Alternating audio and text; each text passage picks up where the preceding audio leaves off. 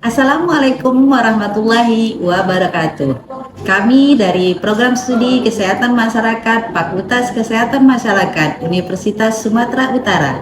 Saya Dr. Umi Salma SKM MKes. Kami bersama-sama dengan mahasiswa menyusun video edukasi tentang pencegahan dan pengendalian toksikologi industri, fenol dalam asap cair dan standar K3 rumah briket Medan. Selamat menyaksikan, semoga bermanfaat. Assalamualaikum warahmatullahi wabarakatuh. Kami dari kelompok 16. Di sini kami akan menyajikan video edukasi mengenai pencegahan dan pengendalian toksikologi industri, yaitu fenol pada asap cair di rumah briket. Semoga video ini bermanfaat. Selamat menyaksikan.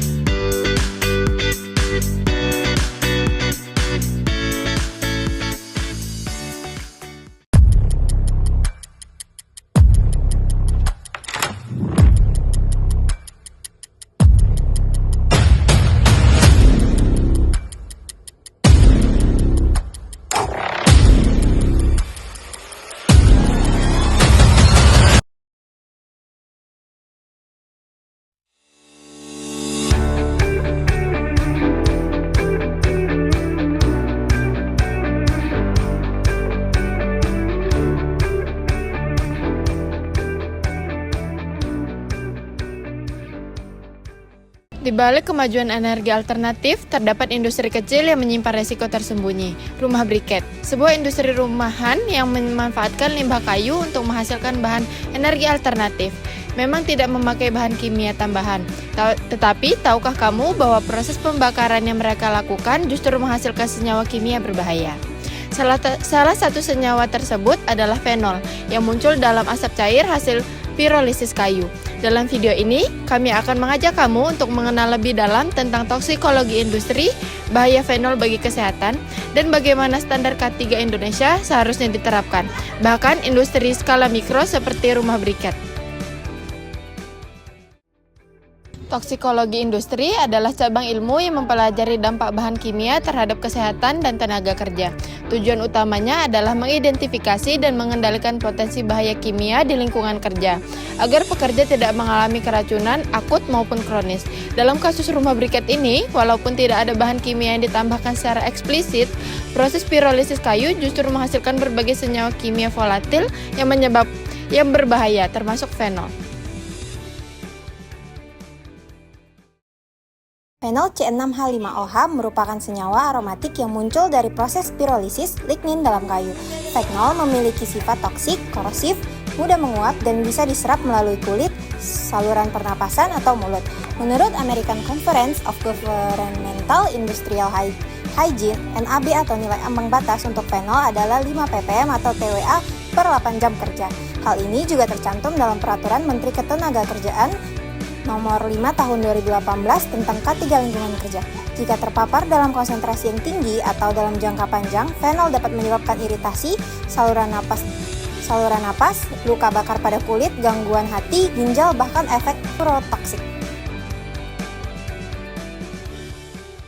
Oke, jadi selamat siang semuanya. Jadi di sini kita sama Bang Agun. Nah, Abang ini pekerja tetap atau tetap di sini? Udah bekerja berapa lama, Pak? Wah, udah lama sih, berapa tahun ya? Dua lebih.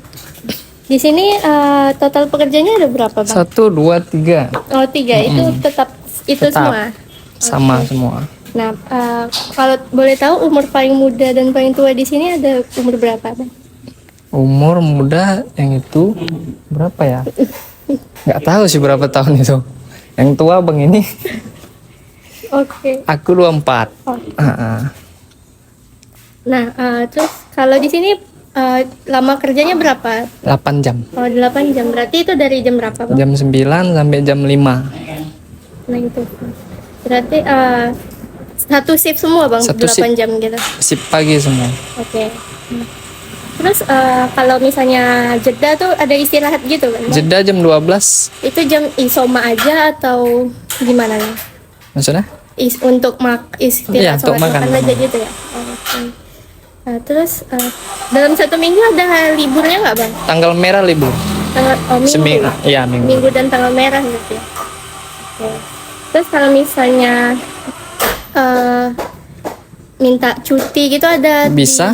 di porsi nggak sih, Bang? Boleh, bisa. Oh, berapa biasanya jatahnya, Bang? Paling seminggu 1 hari. Minggu 1 hari. Nggak boleh banyak-banyak lah. Oke. Abang tadi kan lagi kerja itu ngerjain apa, Bang? Ini ngapain mesin gilingan mata pisau? Oh, itu memang tugas abang di kerjaan? Enggak sih, sebenarnya kalau rusak dibawa ke bengkel. Oh, berarti ini Cuman gerenda aja, berarti sikit-sikit. di sini tiap-tiap pekerjaannya beda tugas atau bisa merangkap-rangkap gitu, Bang? Sama aja sih, semua bisa dipegang. Nggak satu-satu mesin lah, ganti-gantian orangnya. Oke. Di sini kalau misalnya kerja abang nggak diharuskan pakai masker gitu nggak, Bang? Nggak ya. Oh, berarti kalau Nggak, kalau pakai masker biasa risih. Oh. Ya seharusnya pakai masker sih. oh iya iya. Cuma Risih nggak aja biasa gitu. ya. Di sini kalau sebagai karyawan nih, Bang, abang atau karyawan yang lain sering cuti sakit gitu nggak, Bang? Kalau cuti sakit? Enggak sih. Enggak ya? Jarang. Oke. Kalau dari briketnya sendiri ini, Bang, ada di jatah kayak dikasih makan siang dari Enggak. rumah sendiri berarti ya? Kalau misalnya di sini, Bang, ada peraturan misalnya abang dan karyawan lain harus periksa cek rutin gitu nggak sih, Bang? Nggak ada ya? Nggak ada sih. Nggak ada sama sekali ya, Bang? Ini segitu aja deh. Oke. Terima kasih banyak ya, Bang. Masker dianggap menghambat pernapasan saat bekerja dan terasa tidak nyaman, terutama dalam kondisi panas dan lembab. Hal ini mencerminkan tantangan nyata dalam penerapan K3, terutama di sektor informal, di mana kenyamanan dan produktivitas kerap dianggap lebih penting daripada pencegahan jangka panjang terhadap paparan bahan kimia berbahaya. Padahal, penggunaan APD seperti masker karbon aktif sangat penting untuk mengurangi risiko paparan fenol dari asap cair. Namun, sayangnya, rumah briket ini tidak memiliki sistem pencatatan kesehatan maupun akses pemeriksaan rutin, sehingga potensi penyakit akibat kerja sangat sulit terdeteksi lebih awal. Dipanaskan pada panas tertentu menjadi racun. Nah, kita isap. Nah, sekarang adalah pape-pape pula lagi. Itu lagi lebih berbahaya, kimia dia ya kan. Nah, itu kan jadi sini pun itulah yang terjadi. Makanya asapnya tadi dia sebelum di treatment hari yang beratnya berupa tar tadi sudah terpisah, kita ambillah dia yang ringannya itu.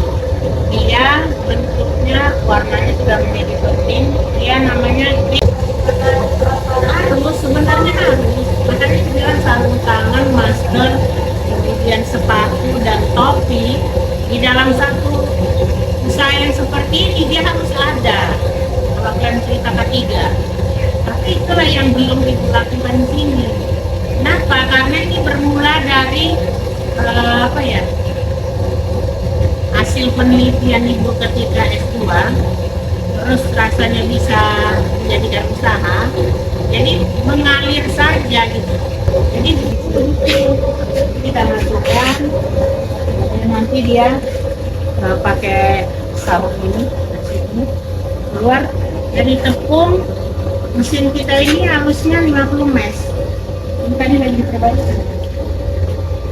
Kali ini. Jadi halusnya itu 50 mes.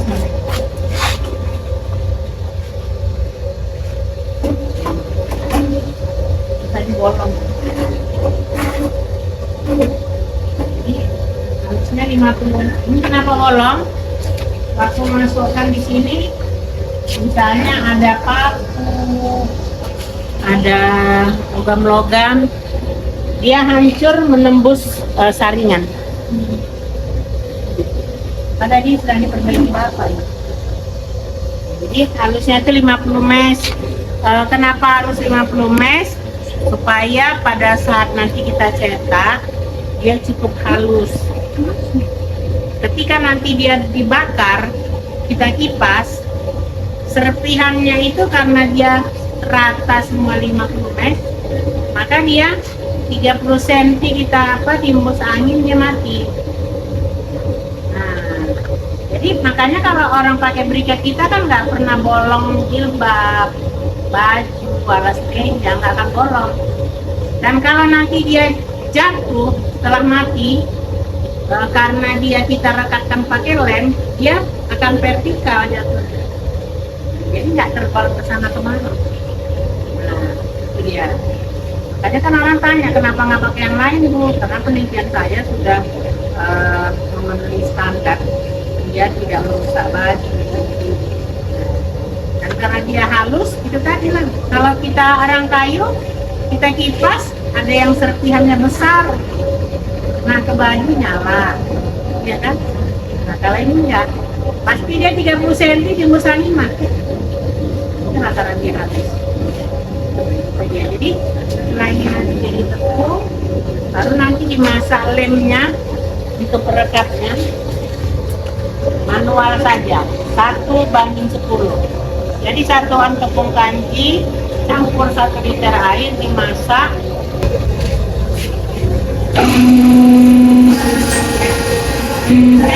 Bolong dia, bolong nanti dimasukkan bahan baku ini dalam. Nah, baru naik ke meja.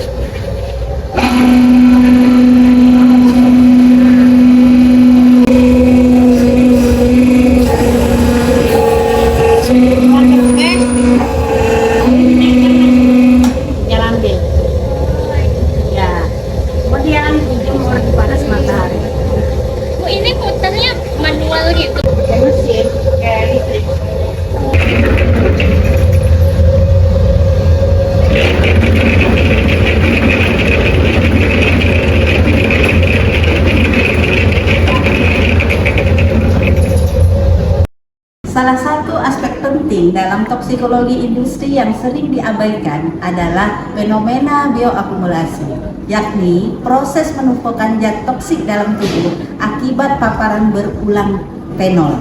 Meskipun sebagian dapat dieliminasi melalui urin, tetap dapat tersimpan sementara di dalam jaringan tubuh, terutama pada organ hati dan ginjal.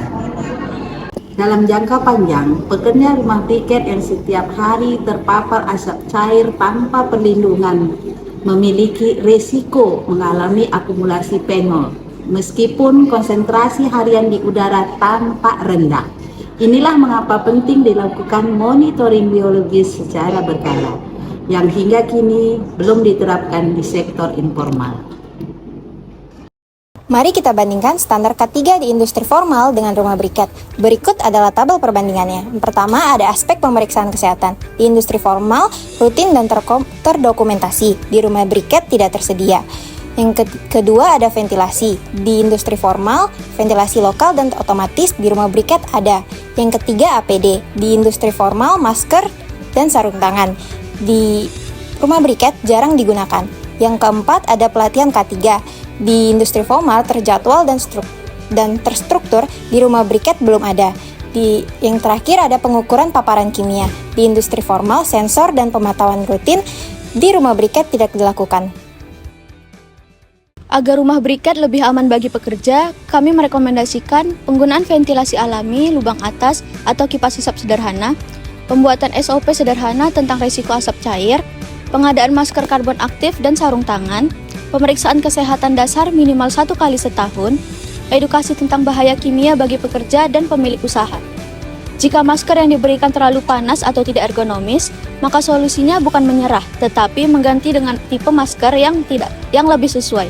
Misalnya masker karbon aktif berbahan ringan dengan valve pernapasan, atau menggunakan face shield sebagai pelindung tambahan tanpa mengganggu kenyamanan kerja. Pelibatan pekerja dalam memilih jenis APD juga penting agar mereka memiliki rasa lebih bersedia menggunakan secara konsisten. Pendekatan ini tidak harus mahal, tetapi harus konsisten dan sesuai dengan Undang-Undang Nomor 1 Tahun 1970 tentang Keselamatan Kerja dan UU Nomor 13 Tahun 2003 tentang Ketenagakerjaan. Fenol adalah salah satu zat kimia berbahaya yang bisa muncul bahkan tanpa bahan kimia tambahan, seperti pada proses pembakaran kayu. Meski rumah briket adalah industri kecil, risikonya tetap nyata. Toksikologi industri dan regulasi K3 ada bukan hanya untuk pabrik besar, tetapi juga untuk usaha kecil yang menopang kehidupan banyak orang. Mari kita jaga kesehatan dan keselamatan pekerja dimanapun mereka bekerja.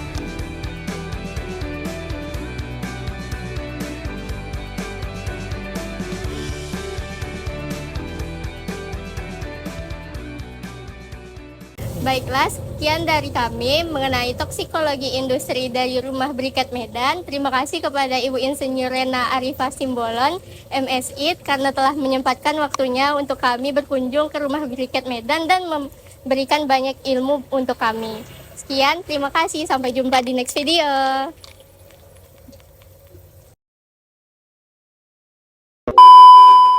Tuh.